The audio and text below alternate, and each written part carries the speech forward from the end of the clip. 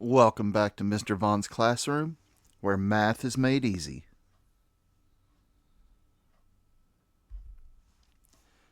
In today's video, we're taking a look at Unit 6, Introduction to Quadratic Functions, Lesson 5, Building Quadratic Functions to Describe Situations, and this is Part 1.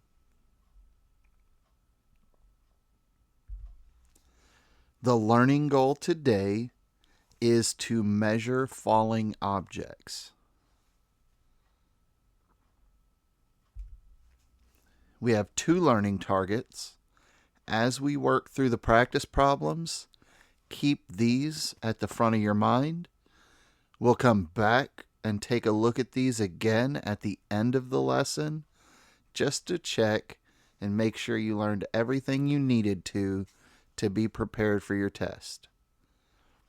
Learning target number 1 says that you can explain the meaning of the terms in a quadratic expression that represent the height of a falling object.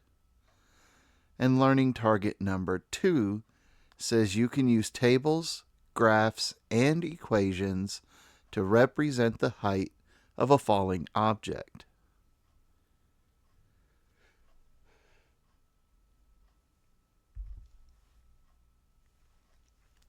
For glossary terms, we have quadratic function, a function where the output is given by a quadratic expression in the input.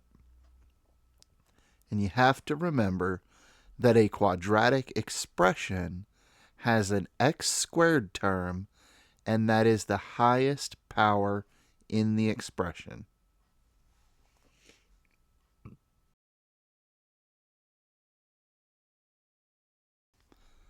Our first practice problem says a rocket is launched in the air and its height in feet is modeled by the function h. Here is a graph representing h.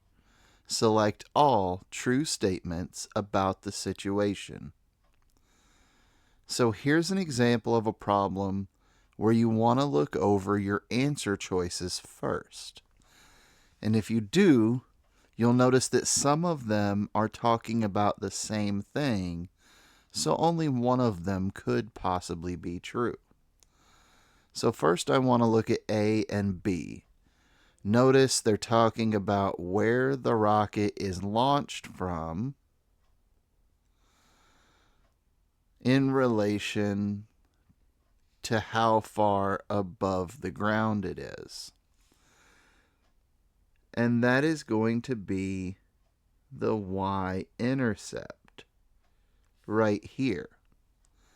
And our choices are that it's launched from a height less than 20 feet or that it's launched from about 20 feet. And if the numbering here is 40 and down here it's 0, then that means this line right here would be 20. And we can clearly see that y-intercept is below 20, so we want to choose A, a height less than 20 feet. Now next, if you read C and D, it says the rocket reaches its maximum height, and it's talking about the time that it reaches the maximum height. Well, I can see that time is my x value, so I want to find my maximum height, look down from there, and see that I am right about 3 seconds. So that means C is the correct choice and D would be the wrong choice. And then our last one to evaluate, E is talking about the maximum height and it's talking about the height in feet. And we see that that is the y-axis. So I'm going to find that maximum height.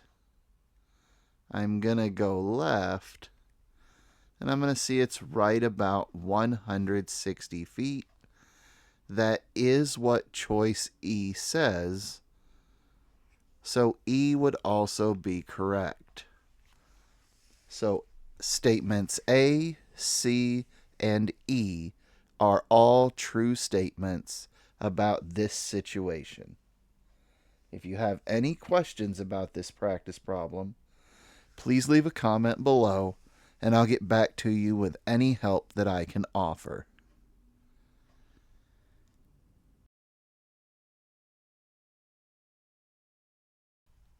Practice problem number 2 says a baseball travels d meters t seconds after being dropped from the top of a building. The distance traveled by the baseball can be modeled by the equation d equals 5 times t squared. Number 1, complete the table and plot the data on the coordinate plane.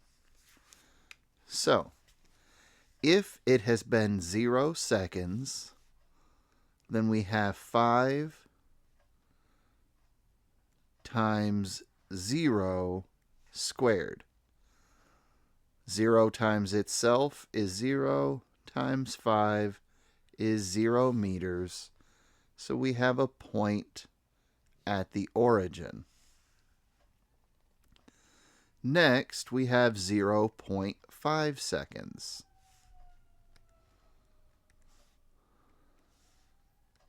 So that's going to be 5 times 0.5 squared.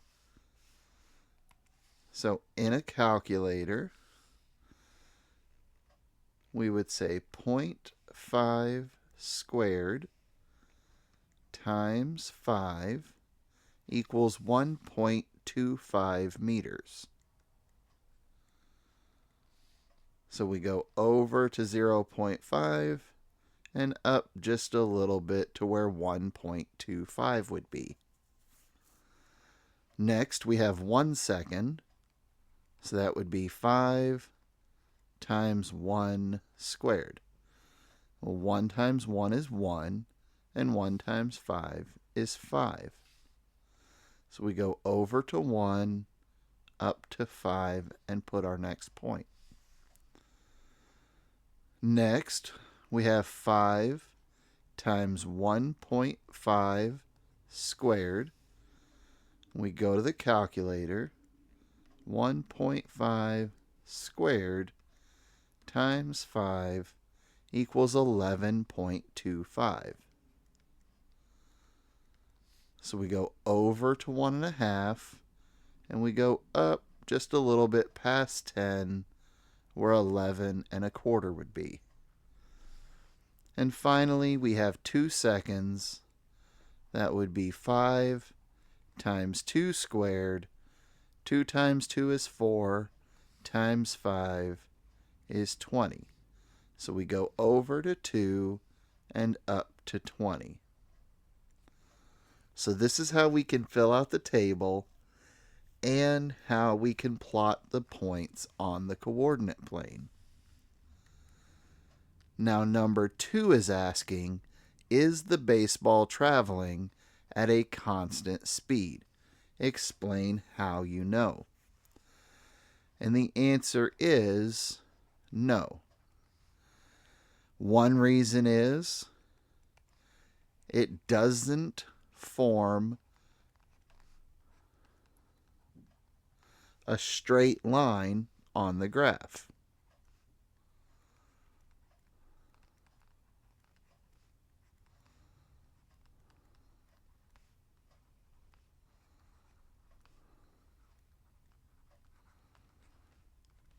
And another reason you know is because we have increases of the same amount in x. We're always increasing by half a second.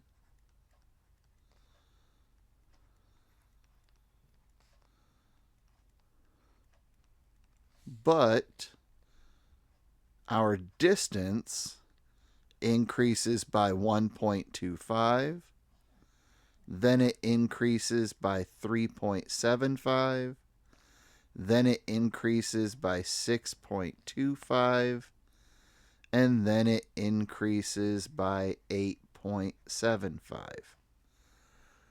So it's not increasing by the same amount each time.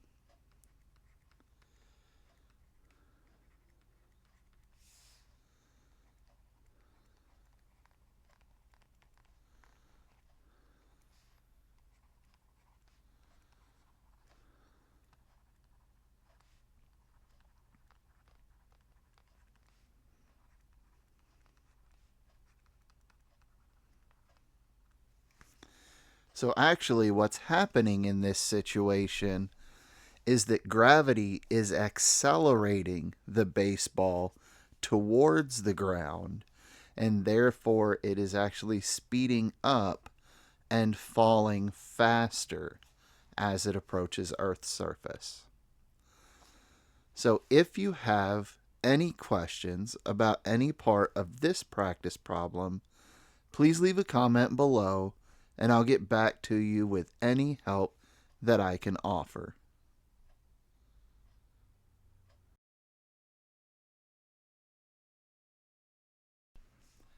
Practice problem number 3. A rock is dropped from a bridge over a river. Which table could represent the distance in feet fallen as a function of time in seconds? So you can actually eliminate half of the choices here simply by using logic. If we stand on top of a bridge and we drop a rock over the side, the distance that it's falling is going to increase because we're measuring the distance from the bridge. And if you look at your tables, tables A and B both show the distance fallen increasing. Tables C and D actually show the distance fallen decreasing. And so if you're falling and you're falling less and less, you would actually be falling upwards. So table C and table D are going to be eliminated right away simply by using logic, because we can see that the distance is decreasing. So it's got to be A or B. So now we want to look and see how is the distance changing. So here, to go from 0 to 48, I'm adding 48 feet. To go from 48 to 96, I'm adding 48 feet. And to go from 96 to 144, I'm adding 48 feet. This is a linear relationship. It is falling the same amount in the same time, so it's a linear relationship. Now, if we look over here, we go from 0 to 16, that's adding 16 feet. We go from 16 to 64, that is adding 48 feet. And then to go from 64 to 144, that is adding 80 feet. We're not adding the same amount each time. We're also not multiplying by the same number each time, because you can't multiply anything by 0 and get 16.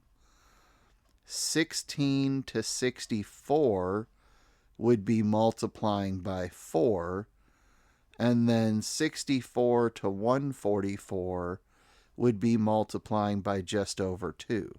So this is not exponential either. But what you can see is that the increase from 16 to 48 is adding 32. And the increase from 48 to 80 is also adding 32. It's that second level of adding that matches. That means table B is showing a quadratic relationship. And we had just said in a previous problem that a falling object is following a quadratic pattern as gravity accelerates that object towards Earth. That means A is wrong because it's not a linear relationship. B is correct because it is a quadratic relationship. If you have any questions about any part of this practice problem, please leave a comment below and I'll get back to you with any help that I can offer.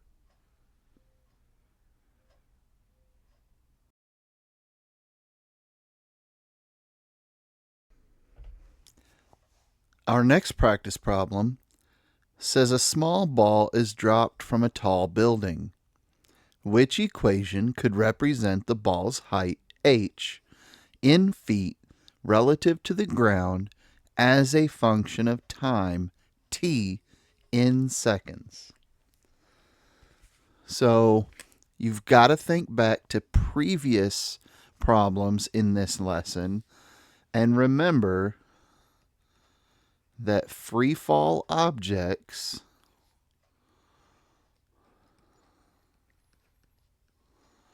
are a quadratic. And if I have a quadratic, then I have an x squared term, and that x squared term is my highest power. So if I look, A does not have an x squared term, so it can't be A. C does not have an x squared term.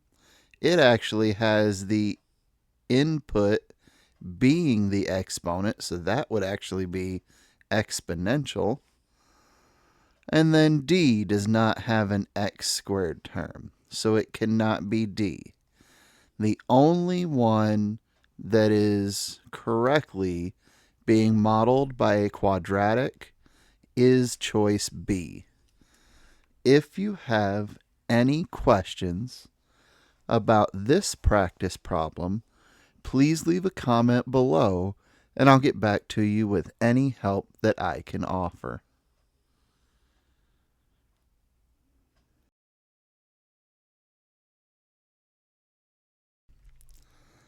Our last practice problem, the table shows the height in centimeters of the water in a swimming pool at different times since the pool started to be filled. Number 1. Does the height of the water increase by the same amount each minute? Explain how you know. So to go from 150 to 150.5, we are adding 0.5. To go from 150.5 to 151, we are adding 0.5. And to go from 151 to 151.5, we are adding 0.5. So for number 1, the answer is yes. it increases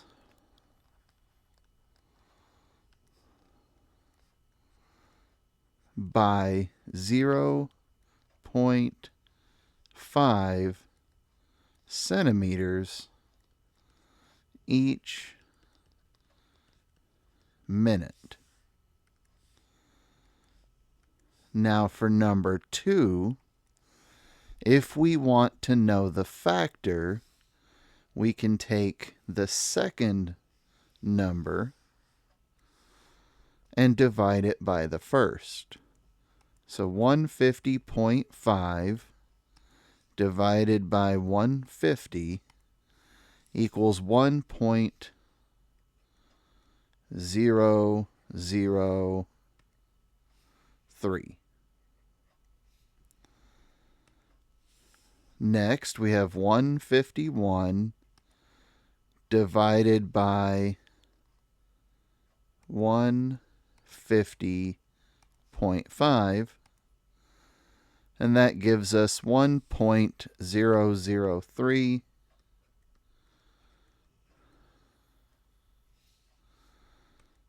And we can do 151.5 divided by 151, and we get 1.003. Now, it looks like we're multiplying by the same number every time. But if we look further down into these, we would notice that somewhere down the line, this decimal is going to be changing.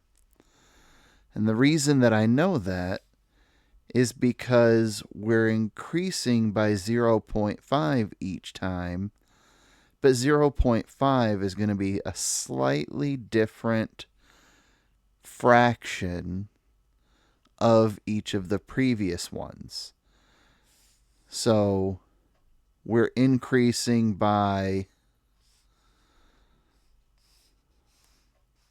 0.5 over 150. And then we're increasing by 0.5 of 150.5. And then we're increasing by 0.5 of 151, and so on. So the answer is no. The factor is very similar,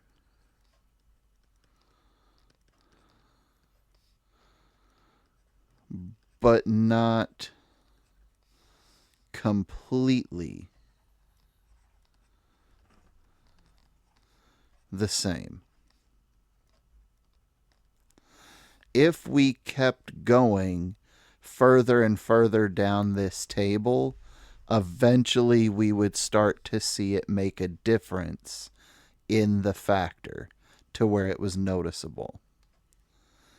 If you have any questions about this practice problem or any other practice problems from Unit 6, Lesson 7, please leave a comment below, and I'll get back to you with any help that I can offer. Now let's go back and take a look at the learning targets and ensure you've learned everything you needed to be prepared for the test.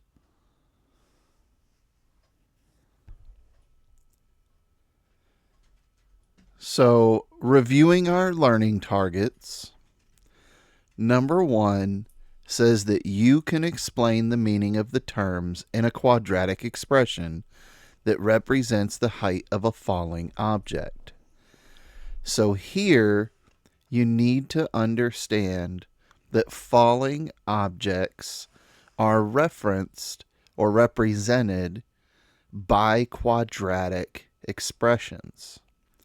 And that is because gravity is that x squared term. That is the force of gravity pulling that object towards the earth and speeding that object up. Number 2, the learning target says that you can use tables, graphs, and equations to represent the height of a falling object. So if you're looking at a table, you should understand that the height is going to be your resulting y value.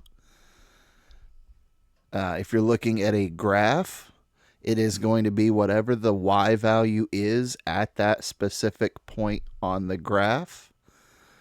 And the equation, you should understand that the y value you get from the equation is representing the height at that moment of time.